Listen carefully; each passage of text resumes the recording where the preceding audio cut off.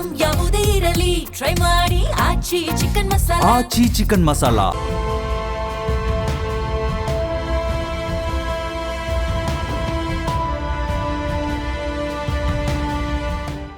ನಮಸ್ಕಾರ ವೀಕ್ಷಕರೇ, ಅಖಂಡ ಜ್ಯೋತಿಷ್ಯ ವಿಶೇಷ ಕಾರ್ಯಕ್ರಮಕ್ಕೆ ಸ್ವಾಗತ.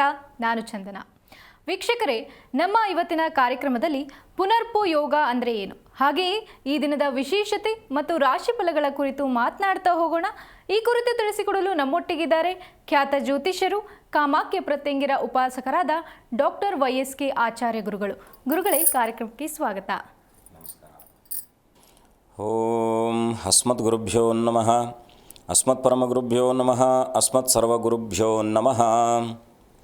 ಹ್ರೀಂ ಭುವನೇಶಿ ಮಹಾಮಾಯೆ ಸೂರ್ಯಮಂಡಲರೂಪಿಣಿ ನಮಾಮಿ ವರದಂ ಶುಭಂ ಕಾಮಾಖ್ಯಾರೂಪಿಣಿ ಶಿವೆ. ಹೈಂ ಹ್ರೀಂ ಶ್ರೀಂ ಶ್ರೀಮಾತ್ರೇ ಲಲಿತಾಂಬಿಕಾಯೈ ನಮಃ. ಶ್ರೀ ವಿಷ್ಣುರೂಪಾಯ ನಮಃ ಶಂಕರಾಯ. ಗುರುಗಳೇ, ಮೊದಲಿಗೆ ಈ ದಿನದ ವಿಶೇಷತೆಯನ್ನು ತಿಳಿಸಿಕೊಡಿ. ಖಂಡಿತ. ಎಲ್ಲ ವೀಕ್ಷಕರಿಗೂ ಹಾಗೆ ದೇಶದ ಬೆನ್ನೆಲುಬಾದಂಥ ಪ್ರತಿಯೊಬ್ಬ ರೈತ ಮಿತ್ರರಿಗೂ, ಜೊತೆಗೆ ದೇಶವನ್ನು ಕಾಯುವ ಪ್ರತಿಯೊಬ್ಬ ಸೇವಾ ಸೈನಿಕ ಮಿತ್ರರಿಗೂ ಕೂಡ ನನ್ನ ಆರಾಧ್ಯ ಮಾತೆಯಾದ ಮಾ ಕಾಮಾಖ್ಯ ಪ್ರತ್ಯಂಗಿರಾ ದೇವಿಯು ಸಂಪೂರ್ಣವಾಗಿರ್ತಕ್ಕಂಥ ಅನುಗ್ರಹವನ್ನು ದಯಪಾಲಿಸಿ ಅವರೆಲ್ಲರ ಮನೋಕಾಮನೆಗಳನ್ನು ಸಿದ್ಧಿಸುವ ಹಾಗೆ ಆ ಜಗದಂಬೆಯ ಅಡಿದಾವರಗಳಿಗೆ ವಂದಿಸುತ್ತಾ, ಇವತ್ತಿನ ವಿಶೇಷವಾಗಿ ವಿಶ್ವಾವಸನಾಮ ಸಂವತ್ಸರೆ ಉತ್ತರಾಯಣೆ ಶಿಶಿರ ಋತುವಿನ ಫಾಲ್ಗುಣ ಮಾಸ ಶುಕ್ಲ ಪಕ್ಷದ ಪಂಚಮಿ ಯುಕ್ತವಾಗಿ ಭಾನುವಾರ, ಜೊತೆಗೆ ಅಶ್ವಿನಿ ನಕ್ಷತ್ರ ಇರತಕ್ಕಂಥದ್ದು.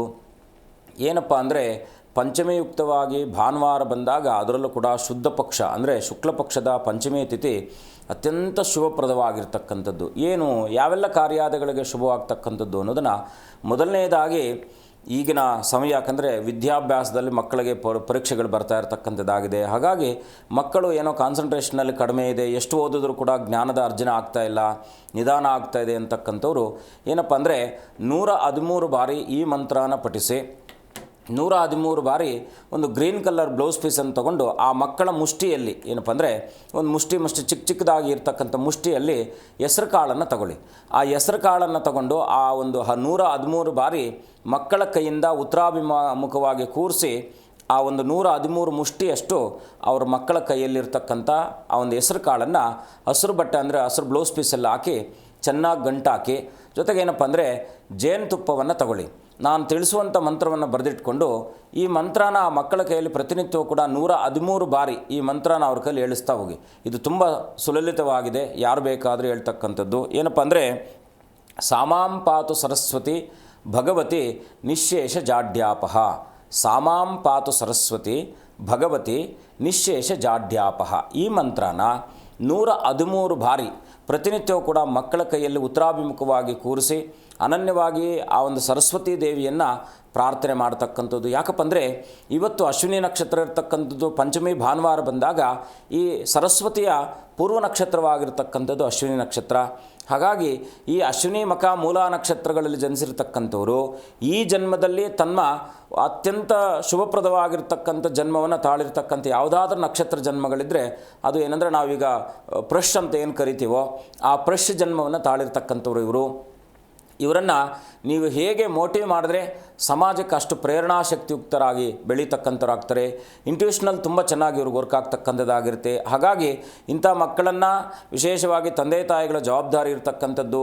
ಒಂದು 8-12 ವರ್ಷಗಳ ತನಕ ಆ ಮಕ್ಕಳನ್ನು ಮಕ್ಕಳ ಪ್ರೀತಿಯಿಂದ ಬೆಳೆಸಿ 12ರಿಂದ 16 ವರ್ಷದ ತನಕ ಒಂದು ಜವಾಬ್ದಾರಿಯಾಗಿ ಬೆಳೆಸಿ 16 ನಂತರದಲ್ಲಿ ತನ್ನ ಮಿತ್ರರ ಹಾಗೆ ಬೆಳೆಸುವಂತಹ ಕಾಯಕವನ್ನು ಎಲ್ಲ ತಂದೆ ತಾಯಿಗಳು ಮಾಡಿದಾಗ ಮಕ್ಕಳು ಯಾವುದೇ ಕಾರಣಕ್ಕೂ ಕೂಡ ಅನ್ಯ ಮಾರ್ಗಗಳನ್ನು ಅಂದರೆ ದುಶ್ಚಟಾದಿಗಳಿಗೆ ದೂರ ಆಗ್ತಕ್ಕಂಥದ್ರಲ್ಲಿ ಯಾವುದೇ ಸಂದೇಹ ಇರಲ್ಲ. ಎಲ್ಲ ತಂದೆ ತಾಯಿಗಳ ಮೂಲ ಆದ್ಯ ಕರ್ತವ್ಯ ಅಂತಕ್ಕಂಥದ್ದು ಜವಾಬ್ದಾರಿ. ಮಕ್ಕಳನ್ನು ಕೇವಲ ಮಕ್ಕಳಿಗೆ ಬೇಕಾಗಿರ್ತಕ್ಕಂಥದ್ದನ್ನು ಕೊಡೋದಲ್ಲ, ಮಕ್ಕಳನ್ನು ಸುಸಂಸ್ಕೃತರನ್ನಾಗಿ ಮಾಡಿ ಸಮಾಜಕ್ಕೆ ಅವರನ್ನು ಒಂದು ಕೊಡುಗೆಯಾಗಿ ಕೊಡ್ತಕ್ಕಂಥ ಮೂಲ ಕರ್ತವ್ಯ ತಂದೆ ತಾಯಿಗಳಾಗಿರ್ತಕ್ಕಂಥದ್ದಾಗಿರುತ್ತೆ. ಹಾಗಾಗಿ ಇನ್ನು ಏನಪ್ಪ ಅಂದರೆ ಮುಖ್ಯವಾಗಿ ವಾಹನ ಚಾಲನೆ ಮಾಡ್ತಾ ಇರತಕ್ಕಂಥ ಪ್ರತಿಯೊಬ್ಬ ವಾಹನ ಚಾಲಕ ಸನ್ಮಿತ್ರರು ಕೂಡ ಜಾಗೃತಿಯಾಗಿ, ಯಾಕೆಂದರೆ ನಿಮ್ಮ ಕುಟುಂಬವೂ ನಿಮ್ಮ ಜವಾಬ್ದಾರಿಯಾಗಿದ್ದರೆ ಮತ್ತೊಬ್ಬರ ಕುಟುಂಬವೂ ಕೂಡ ಅವರವರ ಜವಾಬ್ದಾರಿಗಳಾಗಿರುತ್ತೆ. ಹಾಗಾಗಿ ವಾಹನ ಚಾಲನೆ ಅತ್ಯಂತ ನಿಮ್ಮ ಒಂದು ಸೂಕ್ಷ್ಮದ ಒಂದು ಕೆಲಸವಾದದ್ದರಿಂದ ಜಾಗೃತಿಯಿಂದ ಚಾಲನೆಯನ್ನು ಮಾಡಿ. ಶುಭವಾಗಲಿ. ಖಂಡಿತ ಗುರುಜಿ. ಇನ್ನು ಈ ದಿನದ ರಾಶಿ ಫಲಗಳ ಕುರಿತು ತಿಳಿಸಿಕೊಡಿ. ಖಂಡಿತ. ಭಾನುವಾರ ಪಂಚಮಿಯುಕ್ತ ಬಂದಿರತಕ್ಕಂಥದ್ದು ವಿಶೇಷವಾಗಿ ಸೂರ್ಯನಾರಾಯಣನ ಪ್ರಾರ್ಥನೆಯನ್ನು ಮಾಡಿ ಆದಿನಾರಾಯಣಂ ವಿಷ್ಣುಂ ಬ್ರಹ್ಮಾಣಾಂಚ ವಶಿಷ್ಠಕಂ ಶ್ರೀರಾಮಂ ಮಾರುತಿಂ ವಂದೇ ರಾಮದಾಸಂಚ ಶ್ರೀಧರಂ ನಮಃಶಾಂತಾಯ ದಿವ್ಯಾಯ ಸತ್ಯಧರ್ಮಸ್ವರೂಪಿಣೆ ಸ್ವಾನಂದಾಮೃತ ತೃಪ್ತಾಯ ಶ್ರೀಧರಾಯ ನಮೋ ನಮಃ ಆದಿತ್ಯಾದ ನವಗ್ರಹ ದೇವತಾಭ್ಯೋ ನಮಃ ಆದಿದೇವ ನಮಸ್ತುಭ್ಯಂ ಪ್ರಸೀದ ಮಮ ಭಾಸ್ಕರ ದಿವಾಕರ ನಮಸ್ತುಭ್ಯಂ ಪ್ರಭಾಕರ ನಮೋಸ್ತುತೆ ಸೂರ್ಯನಾರಾಯಣಾಯ ನಮಃ ಓಂ ಸೂರ್ಯನಾರಾಯಣಾಯ ನಮಃ ಓಂ ಸೂರ್ಯನಾರಾಯಣಾಯ ನಮಃ. ಆದಿತ್ಯಾದಿ ನವಗ್ರಹ ದೇವತೆಗಳ ಪ್ರಾರ್ಥನೆಯೊಂದಿಗೆ ಇವತ್ತಿನ ರಾಶಿಫಲವನ್ನು ನೋಡಿದಾಗ ಮೊದಲನೇದಾಗಿ ಮೇಷರಾಶಿಯಲ್ಲಿ ಜನಿಸಿರ್ತಕ್ಕಂಥವ್ರಿಗೆ ಇವತ್ತಿನ ದಿವಸ ತಾಯಿಯ ಸಹಕಾರ ಜೊತೆಗೆ ಧನಾಭಿವೃದ್ಧಿ ಆಗ್ತಕ್ಕಂಥದ್ದಾಗಿರುತ್ತೆ. ಇವತ್ತಿನ ದಿವಸ ಸ್ವಲ್ಪ ಸರ್ಕಾರ ಕೆಲಸಾದಿಗಳಲ್ಲೂ ಕೂಡ ಇವತ್ತಿನ ದಿವಸ ಶುಭಪ್ರದವಾಗ್ತಕ್ಕಂಥದ್ದು, ಪ್ರಯತ್ನ ಕಾರ್ಯಾದಿಗಳಲ್ಲಿ ಸಫಲತೆ ಕಾಣ್ತಕ್ಕಂಥದ್ದಾಗಿರುತ್ತೆ. ಸ್ವಲ್ಪ ಸೋದರರಿಗೆ ಏನಾದರೂ ಆರೋಗ್ಯದಲ್ಲಿ ಏರ್ಪೇರುಗಳಾಗ್ತಕ್ಕಂಥದ್ದಾಗಿರುತ್ತೆ, ಸ್ವಲ್ಪ ಎಚ್ಚರವಾಗಿರಿ. ಮೇಷರಾಶಿಯವರು ಇವತ್ತಿನ ದಿವಸ ಸೂರ್ಯನ ಪ್ರಾರ್ಥನೆ, ಸೂರ್ಯನಾರಾಯಣನ ದರ್ಶನ ಇನ್ನಷ್ಟು ಶುಭವಾಗ್ತಕ್ಕಂಥದ್ದಾಗಿರುತ್ತೆ. ಮುಂದಿನ ರಾಶಿ ವೃಷಭ ರಾಶಿಯಲ್ಲಿ ಜನಿಸಿರ್ತಕ್ಕಂಥವ್ರು ಇವತ್ತಿನ ದಿವಸ ಭೂ ವ್ಯವಹಾರಾದಿಗಳ ಆದಿಯಾಗಿ ಎಲ್ಲ ವ್ಯವಹಾರಾದಿಗಳಲ್ಲಿ ಸ್ವಲ್ಪ ಏನೋ ಪಾಲುದಾರಿಕೆ ವ್ಯವಹಾರಾದಿಗಳಲ್ಲಿ ಸ್ವಲ್ಪ ಮನಸ್ತಾಪಗಳು ಬರ್ತಕ್ಕಂಥದ್ದಾಗಿರುತ್ತೆ, ಸ್ವಲ್ಪ ಎಚ್ಚರವಾಗಿರಿ. ಪ್ರಯಾಣದಲ್ಲಿ ಶುಭತಮವಾಗಿರ್ತಕ್ಕಂಥದ್ದು, ಸ್ವಲ್ಪ ಕಣ್ಣಿಗೆ ಸಂಬಂಧಪಟ್ಟ ಹಾಗೆ ಏನಾದರೂ ವ್ಯಾಧಿಗಳು ಅಥವಾ ಕಣ್ಣಿಗೆ ಏನಾದರೂ ಗಾಯ ಮಾಡ್ಕೊಳ್ತಕ್ಕಂಥದ್ದಾಗಿರುತ್ತೆ, ಸ್ವಲ್ಪ ಎಚ್ಚರವಾಗಿ ಇವತ್ತಿನ ದಿವಸ. ವೃಷಭ ರಾಶಿಯವರು ಮುಖ್ಯವಾಗಿ ಇವತ್ತಿನ ದಿವಸ ಆಂಜನೇಯನ ಪ್ರಾರ್ಥನೆ ಜೊತೆಗೆ ಸಾಂಬಶಿವನ ದರ್ಶನ ಮಾಡ್ತಕ್ಕಂಥದ್ದು ಅತ್ಯಂತ ಶುಭಪ್ರದವಾಗಿರ್ತಕ್ಕಂಥದ್ದು. ಮುಂದಿನ ರಾಶಿ ಮಿಥುನ ರಾಶಿಯಲ್ಲಿ ಜನಿಸಿರ್ತಕ್ಕಂಥವ್ರು ಇವತ್ತಿನ ದಿವಸ ಗುರುಗಳ ದರ್ಶನ ಮಾಡ್ತಕ್ಕಂಥದ್ದು, ಸ್ನೇಹಿತರ ಸಮಾಗಮನ ಆಗ್ತಕ್ಕಂಥದ್ದು, ಇನ್ನೊಂದು ಸಾಮಾಜಿಕ ಕಳಕಳಿ ಹೊಂದಿರತಕ್ಕಂಥವ್ರಿಗೆ ಇವತ್ತಿನ ದಿವಸ ಗೌರವ ಹೆಚ್ಚಾಗ್ತಕ್ಕಂಥದ್ದು, ಅದರಲ್ಲೂ ಕೂಡ ಜನಪ್ರಿಯ ವ್ಯಕ್ತಿಗಳನ್ನು ಇವತ್ತಿನ ದಿವಸ ಭೇಟಿಯಾಗುವಂತಹ ಆ ಒಂದು ಸಂಭವ ಇರತಕ್ಕಂಥದ್ದಾಗಿದೆ. ಮಿಥುನ ರಾಶಿಯವರು ಇವತ್ತಿನ ದಿವಸ ಕುಲಗುರುಗಳ ಪ್ರಾರ್ಥನೆ ಜೊತೆಗೆ ಲಕ್ಷ್ಮೀ ನರಸಿಂಹನ ಪ್ರಾರ್ಥನೆ ಮಾಡ್ತಕ್ಕಂಥದ್ದು ಶುಭವಾಗುತ್ತೆ. ಮುಂದಿನ ರಾಶಿ ಕಟಕರಾಶಿಯಲ್ಲಿ ಇವತ್ತಿನ ದಿವಸ ಯಾವುದಾದ್ರೂ ಧಾರ್ಮಿಕ ಕ್ಷೇತ್ರಗಳಿಗೆ ಒಂದು ದಾನವನ್ನು ಮಾಡುವಂತಹ ಸುಯೋಗ ನಿಮಗಿರ್ತಕ್ಕಂಥದ್ದು, ಆತ್ಮಬಲವನ್ನು ಹೆಚ್ಚಿಸಿಕೊಳ್ಳಿ. ಸಂಸಾರದಲ್ಲಿ ಸುಖ ಇರತಕ್ಕಂಥದ್ದು, ಪತಿ ಪತ್ನಿಯರ ಮಧ್ಯದಲ್ಲಿ ಸಾಮರಸ್ಯ ಸಿಗ್ತಕ್ಕಂಥದ್ದಾಗಿರುತ್ತೆ. ಸೊ ಆದರೆ ಸ್ವಲ್ಪ ಕಟಕರಾಶಿಯವರು ವಿರೋಧಿಗಳೊಟ್ಟಿಗೆ ಸ್ವಲ್ಪ ಎಚ್ಚರ ವಹಿಸಬೇಕಾಗಿರ್ತಕ್ಕಂಥದ್ದು ಇವತ್ತಿನ ದಿವಸ. ಕಟಕರಾಶಿಯವರು ಪ್ರಾರ್ಥನೆ ಮಾಡಬೇಕಾಗಿರ್ತಕ್ಕಂಥದ್ದು ವಿಶೇಷವಾಗಿ ದತ್ತಾತ್ರೇಯರನ್ನು ಜೊತೆಗೆ ಮುಖ್ಯವಾಗಿ ಕುಲದೇವರ ಪ್ರಾರ್ಥನೆಯನ್ನು ಮಾಡ್ತಕ್ಕಂಥದ್ದು ಇನ್ನಷ್ಟು ಶುಭವಾಗ್ತಕ್ಕಂಥದ್ದು ಆಗುತ್ತೆ. ಖಂಡಿತ ಗುರುಜಿ. ಇನ್ನು ಕಾರ್ಯಕ್ರಮದ ಮೊದಲೇ ತಿಳಿಸಿದಂತೆ ಪುನರ್ಪು ಯೋಗ ಅಂದರೆ ಏನು ಗುರುಜಿ? ಜಾತಕದಲ್ಲಿ ಸಾವಿರಾರು ಯೋಗಗಳಿರುತ್ತೆ. ನಾವು ಕೇವಲ ಏನಪ್ಪ ಅಂದರೆ ಬೆರಳಿಕೆ ಅಷ್ಟು ಮಾತ್ರ ಯೋಗಗಳನ್ನು ಗಮನಿಸ್ತೀವಿ. ಈ ಪುನರ್ಪು ಯೋಗ ಶನಿಯೊಟ್ಟಿಗೆ ಚಂದ್ರನಿದ್ದಾಗ ಇದಕ್ಕೆ ಪುನರ್ಪು ಯೋಗ ಅಂತ ಕರಿತೀವಿ. ಇನ್ನೊಂದೇನಪ್ಪ ಅಂದರೆ ವಿಷಯೋಗ ಅಂತಲೇ ಕರಿತೀವಿ. ಇನ್ನೂ ಒಂದೇನೆಂದರೆ ಶಿವಾಂಶ ಯೋಗ ಅಂತ ಕರಿತೀವಿ. ಈ ಮೂರು ಆಂಗಲಲ್ಲಿ ನಾವು ಶನಿ ಮತ್ತು ಚಂದ್ರರ ಸಂಯೋಜನೆ ಬಂದಾಗ ಪುನರ್ಪಯೋಗ, ವಿಷಯೋಗ, ಶಿವಾಂಶ ಯೋಗ ಅಂತಕ್ಕಂಥ ಮೂರು ಭಾಗಗಳಲ್ಲಿ ನೋಡ್ತೀವಿ. ಅಂದರೆ ನಾವು 12 ರಾಶಿಗಳನ್ನು 4 ಭಾಗಗಳನ್ನಾಗಿ ಮಾಡಿದಾಗ ಹೇಗೆ ವಿಂಗಡಣೆ ಆಗುತ್ತೆ, ಆದಿಕರ್ಮ, ಮಧ್ಯಕರ್ಮ ಮತ್ತು ಅಂತ್ಯಕರ್ಮ ಅಂತಕ್ಕಂಥದ್ದು ಈ ಒಂದು ಪುನರ್ಪಯೋಗದ ಮೂಲ ಸೈಕಲ್. ಈ ಪುನರ್ಪಯೋಗ ಅಂತಕ್ಕಂಥದ್ದು ಏನಪ್ಪ ಅಂದರೆ ಸಹಜವಾಗಿ ಚಂದ್ರ ಮತ್ತು ಶನಿ ಯುತವಾಗಿದ್ದಾಗ ವಿಷಯೋಗ ಅಂತಕ್ಕಂಥದ್ದು ಎಲ್ಲರೂ ಕೂಡ ಕನ್ಸಿಡರ್ ಮಾಡಿಬಿಡ್ತಾರೆ. ಯಾಕಂದರೆ ಶನಿ ಅತ್ಯಂತ ನಿಧಾನಪ್ರದನು, ಚಂದ್ರ ಮನಕ್ಕಾರಕನು.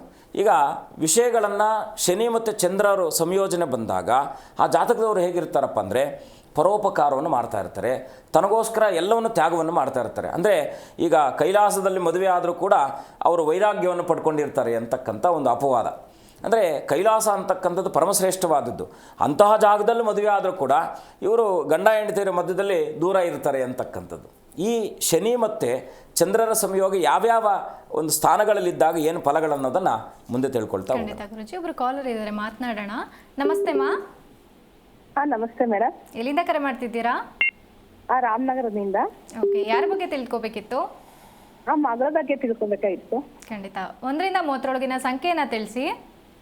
13. ಗುರುಗಳಿದ್ದಾರೆ, ಮಾತನಾಡಿ. ನಮಸ್ಕಾರ ತಾಯಿ, ಹೇಗಿದ್ದೀರಾ? ಚೆನ್ನಾಗಿದ್ದೀವಿ ಗುರುಗಳೇ, ನೀವು ಚೆನ್ನಾಗಿದ್ದೀರಾ? ಅಮ್ಮ ಚೆನ್ನಾಗಿದ್ದೀನಿ. ತಾಯಿ ಒಳ್ಳೇದು ಮಾಡಲಿ, ನಿಮ್ಮ ಎಲ್ಲ ಅಪೇಕ್ಷೆಗಳು ನೆರವೇರಿಸಲಿ. ಏನು ನಿಮ್ಮ ಪ್ರಶ್ನೆ? ನನ್ನ ಮಗಳು ಕೆಲಸದ ಬಗ್ಗೆ ಕೇಳಬೇಕಾಗಿತ್ತು ಗುರುಗಳೇ. ಏನು ಮಾಡ್ಕೊಂಡಿದ್ದಾರೆ? ಇಂಜಿನಿಯರಿಂಗ್ ಓದಿದ್ದಾಳೆ. ಅಮ್ಮ ಚಿಂತೆ ಮಾಡುವ ಅಗತ್ಯನೇ ಇಲ್ಲ, ಖಂಡಿತ ಕೆಲಸ ಸಿಗ್ತಕ್ಕಂಥದ್ದಾಗಿರುತ್ತೆ. ನೀವೇನು ಮಾಡಬೇಕಪ್ಪ ಅಂದರೆ ನಿಮ್ಮ ಮನೆ ಸಮೀಪ ಯಾವುದಾದ್ರೂ ಗುರುಗಳ ಸನ್ನಿಧಾನ ಇದೆಯಾ? ಇದೆ ಗುರುಗಳೇ. ಯಾವುದು ಇವರು ಸಾಯಿಬಾಬರಾ ದತ್ತಾತ್ರೇಯರಾ? ರಾಘವೇಂದ್ರ ಸ್ವಾಮಿನೂ ಇದೆ. ಓ ಅದ್ಭುತ. ನೀವೊಂದು ಕೆಲಸ ಮಾಡಿ, ನಿಮ್ಮ ಮನಸ್ಸಿನಲ್ಲಿ ಏನೋ ಇವತ್ತಿನ ದಿವಸ ಏನೋ ಒಂದು ನೋವಿದೆ. ತಾಯಿಯಾಗಿ ಪ್ರತಿಯೊಬ್ಬ ತಂದೆ ತಾಯಿಗಳಿಗೂ ಕೂಡ ಓದಿಸುವಾಗ ಜವಾಬ್ದಾರಿ ಇರುತ್ತೆ. ಓದಿದ ನಂತರದಲ್ಲಿ ಮನಸ್ಸಿನಲ್ಲಿ ಏನೋ ಒಂದು ಮಾನಸಿಕವಾಗಿ ಒತ್ತಡ, ಯಾಕಂದರೆ ಇನ್ನೂ ಕೆಲಸ ಸಿಗಲಿಲ್ಲಲ್ಲ, ಅದೇನಪ್ಪ ಹಿಂಗಾಯ್ತಲ್ಲ, ಇಷ್ಟೆಲ್ಲ ಓದಿಸಿದವಲ್ಲ ಅಂತಕ್ಕಂಥ ಪ್ರತಿಯೊಬ್ಬ ತಂದೆ ತಾಯಿಗಳಲ್ಲಿ ಇರ್ತಕ್ಕಂಥ ದುಗುಡತೆ ಅದು. ಆದರೆ ಚಿಂತೆ ಮಾಡುವ ಅಗತ್ಯ ಇಲ್ಲ.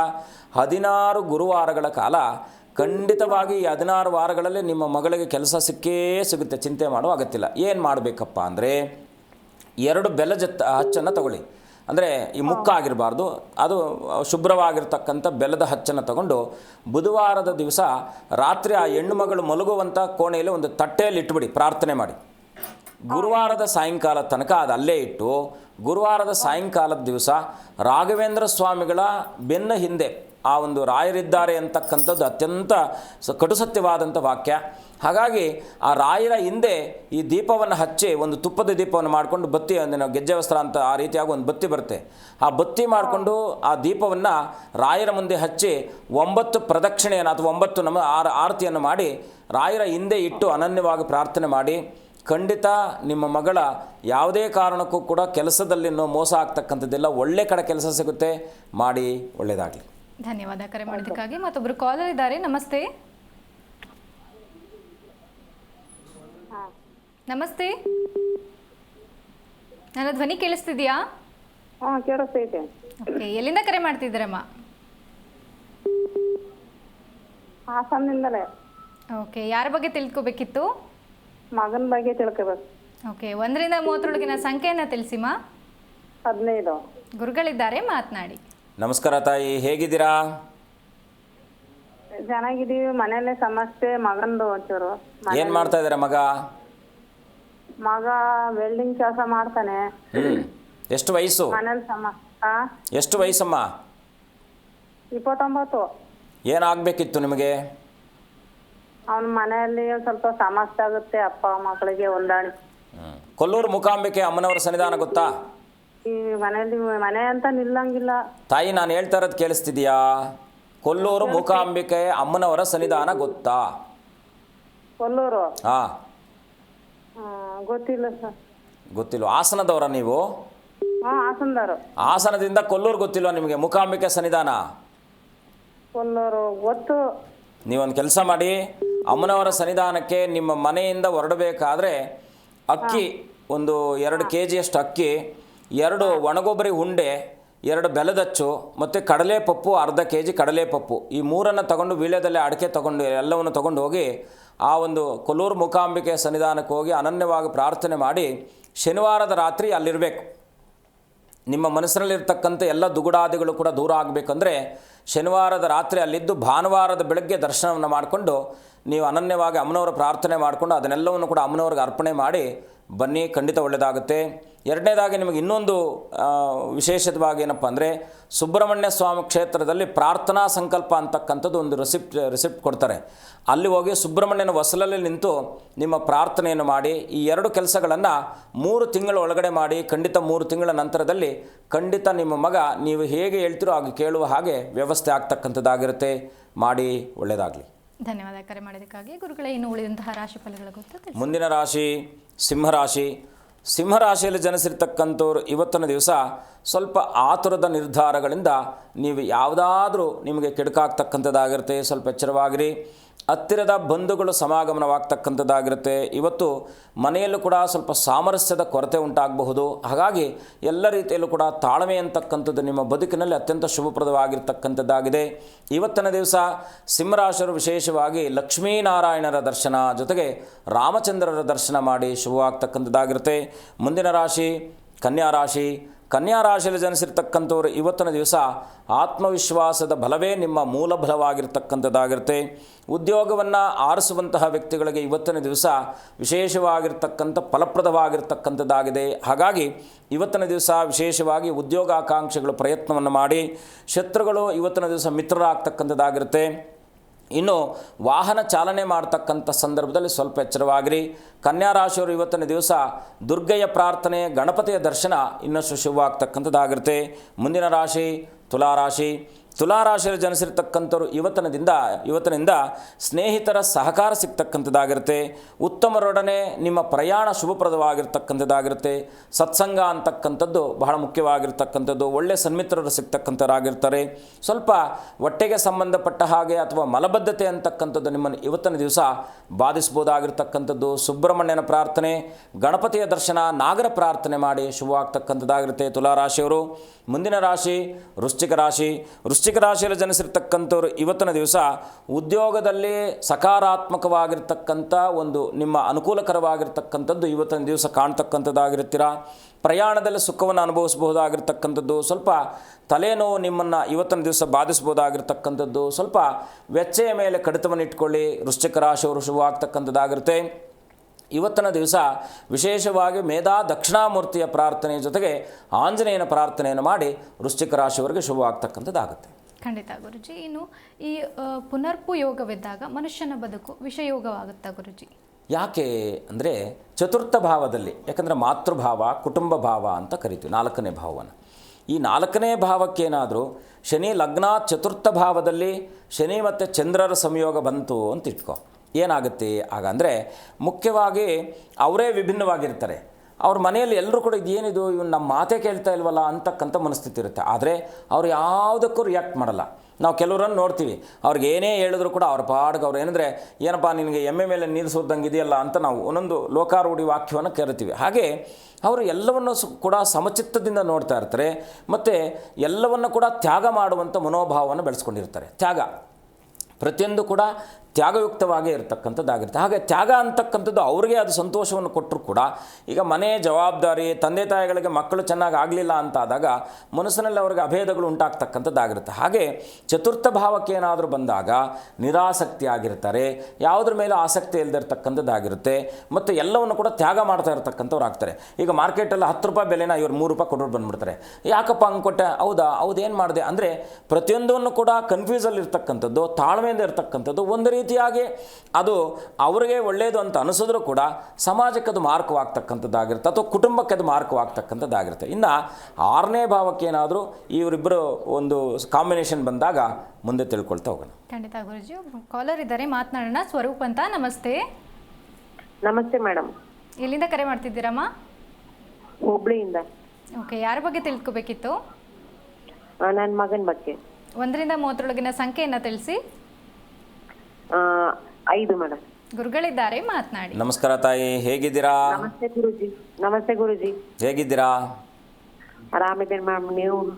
ಚೆನ್ನಾಗಿದ್ದೀನಿ ತಾಯಿ, ಒಳ್ಳೇದು ಮಾಡಲಿ. ನಿಮ್ಮ ಎಲ್ಲ ಏನೋ ಮನಸ್ಸಿನಲ್ಲಿ ದುಗುಡತೆ ಅಂತಕ್ಕಂಥದ್ದು ಕಾಡ್ತಾ ಇದೆ. ಖಂಡಿತ ಕಡಿಮೆ ಆಗುತ್ತೆ, ಚಿಂತೆ ಮಾಡುವ ಅಗತ್ಯವಿಲ್ಲ. ಏನು ನಿಮ್ಮ ಪ್ರಶ್ನೆ? ಅವನದು ಮುಂದಿನ ಭವಿಷ್ಯ ಮತ್ತು ಎಜುಕೇಶನ್ ಬಗ್ಗೆ. ಏನೋ ಚಿಂತೆ ಮಾಡುವ ಅಗತ್ಯ ಇಲ್ಲ. ಪ್ರತಿ ಗುರುವಾರ ಸ್ವಲ್ಪ ಏನಪ್ಪ ಅಂದರೆ ಅವನಿಗೆ ತಲೆ ದಿಂಬಿನ ಕೆಳಗಡೆ ಸ್ವಲ್ಪ ಪಚ್ಚ ಕರ್ಪೂರನ ಹಿಡಿ. ಯಾವತ್ತು? ಬುಧವಾರ. ಮತ್ತು ಹುಣ್ಣಿಮೆ ದಿವಸ ವಿಶೇಷವಾಗಿ ಏನಾದರೂ ಅವನ ಕೈಯಿಂದ ಗೋಮಾತೆಗೆ 1-2 ಬಾಳೆಹಣ್ಣನ್ನು ತಿನ್ನಿಸುವ ವ್ಯವಸ್ಥೆಯನ್ನು ಮಾಡಿ ಪ್ರತಿ ಹುಣ್ಣಿಮೆಗೆ. ಆಯಿತಾ? ಏನು ಓದ್ತಾ ಇದ್ದಾರೆ ಈಗ?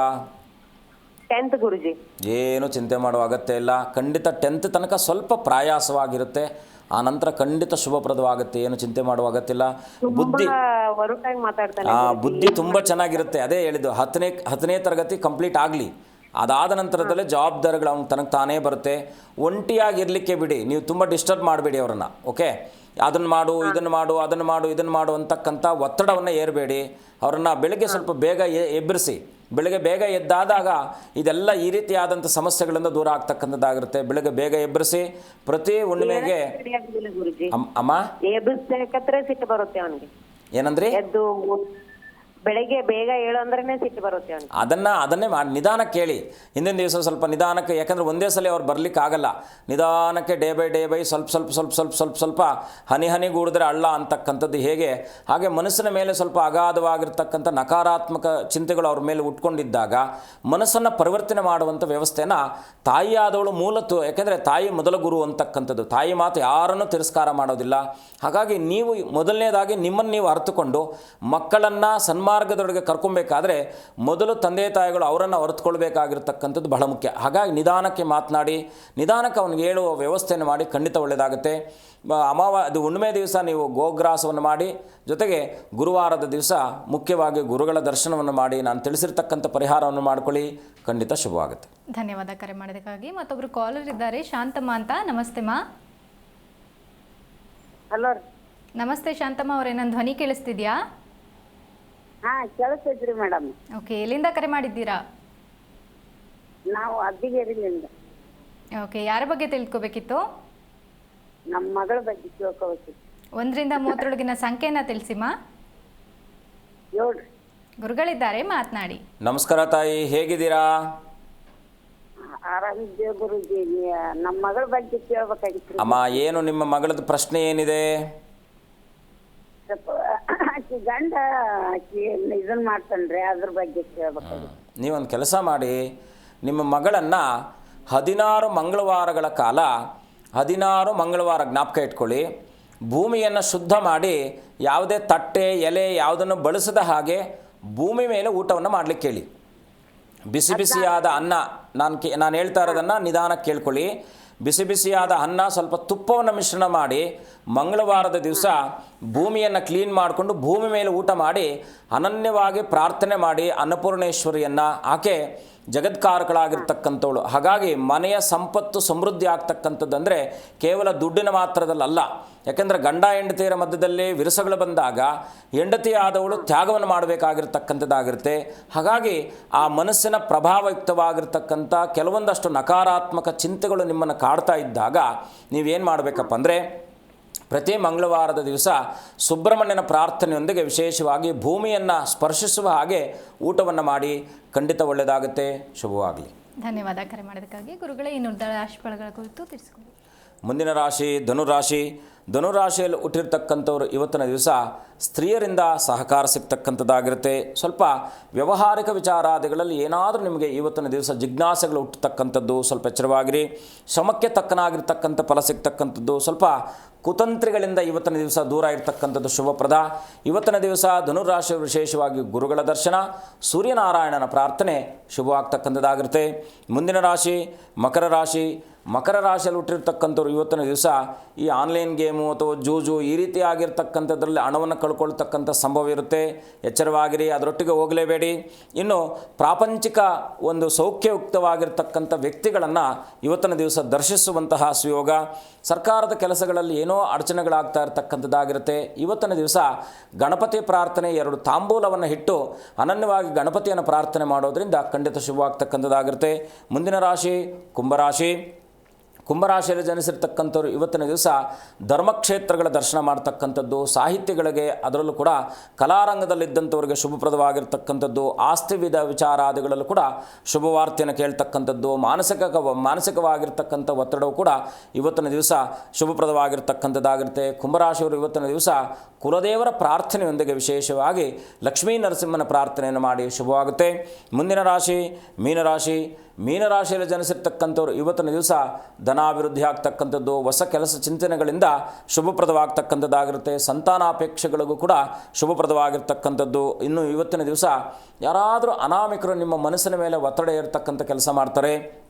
ಸ್ವಲ್ಪ ವಾಹನ ಚಾಲನೆ ಮಾಡ್ತಕ್ಕಂಥದ್ದು, ಪ್ರಯಾಣದಲ್ಲಿ ಸ್ವಲ್ಪ ನಷ್ಟ ಆಗ್ತಕ್ಕಂಥದ್ದಾಗಿರುತ್ತೆ. ದುಡ್ಡು ಕಾಸಿನ ವಿಚಾರದಲ್ಲಿ ಇವತ್ತಿನ ದಿವಸ ಜಾಗ್ರತೆ ವಹಿಸಬೇಕಾಗಿರ್ತಕ್ಕಂಥದ್ದು ಮೀನರಾಶಿಯವರು. ಇವತ್ತಿನ ದಿವಸ ಮೀನರಾಶಿಯವರು ಅನನ್ಯವಾಗಿ ಕುಲದೇವರ ಪ್ರಾರ್ಥನೆ ಜೊತೆಗೆ ಮನೆಯಲ್ಲಿ ಒಂದು ತುಪ್ಪದ ದೀಪವನ್ನು ಹಚ್ಚಿಟ್ಟು ಅನನ್ಯವಾಗಿ ಸೂರ್ಯನಾರಾಯಣ ಪ್ರಾರ್ಥನೆ ಮಾಡಿ ಶುಭವಾಗ್ತಕ್ಕಂಥದ್ದಾಗುತ್ತೆ. ಧನ್ಯವಾದ ಗುರುಜಿ. ಇನ್ನು ಈ ವಿಷಯೋಗ ಉಂಟಾದಾಗ ಇದಕ್ಕೆ ಸೂಕ್ತ ಪರಿಹಾರಗಳೇನು? ವಿಷಯೋಗ ಅಂದರೆ ಏನು? ನಮಗೆ ಯಾವುದು ನಮ್ಮನ್ನು ಸರಿಯಾದ ಸನ್ಮಾರ್ಗದಲ್ಲಿ ಕರ್ಕೊಂಡು ಹೋಗ್ತಾ ಇಲ್ಲ ಅದಕ್ಕೆ ನಾವು ವಿಷ ಅಂತ ಕರಿತೀವಿ. ನೀರಿಗೆ ಒಳ್ಳೆ ಶುದ್ಧವಾಗಿರ್ತಕ್ಕಂಥ ನೀರಿಗೆ ಏನಾದರೂ ಒಂದು ಸಣ್ಣ ಪ್ರಮಾಣದಲ್ಲಿ ಏನಾದರೂ ಬಿದ್ದಾಗ ಅದು ಕುಡಿಲಿಕ್ಕೆ ಅಯೋಗ್ಯವಾಗುತ್ತೆ. ಹಾಗೆ ಸಪ್ತಮ ಭಾವಕ್ಕೆ ಶನಿ ಮತ್ತು ಈ ಒಂದು ಚಂದ್ರನ ಸಂಯೋಗ ಯಾರ ಜಾತಕದಲ್ಲಿ ಬರುತ್ತೋ ಇವರು ವಿಷಯೋಗಯುಕ್ತವಾಗಿರ್ತಾರೆ. ಅಂದರೆ ಪ್ರತಿನಿತ್ಯವೂ ಕೂಡ ಏನೋ ಅಂದರೆ ಅವ್ರ ಕಾನ್ಫಿಡೆನ್ಸ್ ಲೆವೆಲ್ ತುಂಬ ಕಡಿಮೆ ಇರುತ್ತೆ. ಏನು ಮಾಡಬೇಕು ಕನ್ಫ್ಯೂಸು, ಈ ಹಾವು ಹೇಗೆ ಹೀಗೆ ಓಡಾಡ್ತಾ ಇರುತ್ತೋ ಇವ್ರ ಮನಸ್ಸಿನ ಆಲೋಚನೆಗಳು ಕೂಡ ಹಂಗೆ ವಿಭಿನ್ನವಾಗಿರುತ್ತೆ. ಇಲ್ಲಿ ಮಾಡಬೇಕಾದ ಅಂದರೆ ಪ್ರತಿಯೊಬ್ಬರನ್ನು ಅನುಮಾನದ ದೃಷ್ಟಿಯಿಂದ ನೋಡ್ತಾರೆ ಮೊದಲನೇದಾಗಿ, ಮತ್ತು ಎರಡನೇದಾಗಿ ನಾನೇ ಸರಿ ಅಂತಕ್ಕಂಥ ಭಾವನೆ ಇರುತ್ತೆ. ಬೇರೆ ಎಲ್ಲರೂ ಕೂಡ ಚೆನ್ನಾಗಿಲ್ಲ, ನಾನೊಬ್ಬನು ಮಾತ್ರ ಸರಿಯಾಗಿದ್ದೀನಿ ಅಂತಕ್ಕಂಥ ಮನಸ್ಥಿತಿ ಸಪ್ತಮದಲ್ಲಿ. ಅದರಲ್ಲೇನಾದರೂ ಕೂಡ ಲಗ್ನಾಧಿಪತಿಯಾಗಿ ಸಪ್ತಮದಲ್ಲೇ ಶನಿಯುಕ್ತನಾದ ಅಂದರೆ ಮುಗೀತು ಕತೆ. ಇದು ವಿಷಮ ಯೋಗವನ್ನು ಸೂಚಿಸುತ್ತೆ. ಲಾಭಭಾವದಲ್ಲಿ 11ನೇ ಭಾವದಲ್ಲಿ ಏನಾದರೂ ನಾವು ಶನಿ ಮತ್ತು ಚಂದ್ರರ ಸಂಯೋಗ ಬಂತು ಅಂದರೆ ಇದಕ್ಕೆ ನಾವು ಶಿವಯೋಗ ಅಂತ ಕರಿತೀವಿ, ಶಿವಾಂಶ ಯೋಗ. ಇವರೇನು ಮಾಡ್ತಾರೆ ಅಂದರೆ ಯಾವುದನ್ನು ಧಾರಾಳ ಅಂತಕ್ಕಂಥದ್ದು ಇರುತ್ತೆ. ತೊಗೊಂಡೋಗಿ ದಾನ, ಎತ್ಕೊಂಡೋಗಿ ಮಾಡು ಅಂದರೆ ಸಾಲವನ್ನು ಮಾಡಿ ಕೂಡ ಬೇಕಾದ್ರೂ ದಾನ ಧರ್ಮ ಮಾಡ್ತಕ್ಕಂಥ ಗುಣವನ್ನು ಇರತಕ್ಕಂಥವ್ರು ಆಗ್ತಾರೆ. ಅವ್ರಿಗೆ ಬೇಕಾಗಿದ್ದನ್ನು ಯಾವುದಕ್ಕೆ, ಈಗ ಒಂದು ಬಟ್ಟೆ ಸಾಕು ಬಿಡಪ್ಪ ನನಗೆ ಅಂದರೆ, ಈಗ ನಾವು ನಮ್ಮ ಮಕ್ಕಳಲ್ಲೂ ಕೂಡ ಕೆಲವರನ್ನು ನೋಡ್ತೀವಿ, ಅವ್ರಿಗೇನಾದರೂ ನಾವು ತಕ್ಕೊಡ್ತೀವಿ ಅಂತ ಹೇಳಿದಾಗಲೂ ಕೂಡ ಅವ್ರು ಬೇಡ ಮಮ್ಮಿ ಅಂತಾರೆ. ಅಂದರೆ ಅವ್ರಿಗೆ ನಿರಾಸ ಭಾವ ಅಂತಕ್ಕಂಥದ್ದು, ಯಾವುದನ್ನು ಕೂಡ ಆಸಕ್ತಿ ಇಲ್ಲದೆ ಇರತಕ್ಕಂಥವ್ರು ಇರ್ತಾರೆ. ಹೀಗೆ ಚಂದ್ರ ಮತ್ತು ಶನಿಯ ಸಂಯೋಗ 12 ಭಾವಗಳಲ್ಲಿ ಇನ್ನು ಇದು ತುಂಬ ದೊಡ್ಡದಾಗಿರ್ತಕ್ಕಂಥ ವಿಸ್ತಾರವಾದ ವಿಚಾರ.